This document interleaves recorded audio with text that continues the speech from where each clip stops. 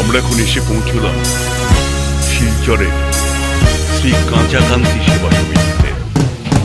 এখানে একটি জাগ্রত কালী মন্দির আছে, অসাধারণ কালী মন্দির, শিলচর, আসাম।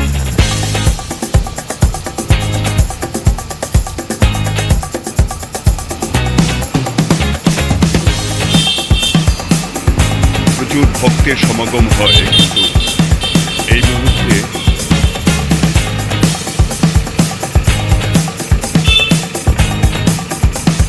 লোকজন কেউ নেই। সন্ধ্যেবেলায় খুব ভিড় হয়। সামাজিক কাজকর্ম, সমাজ গঠনমূলক কাজকর্ম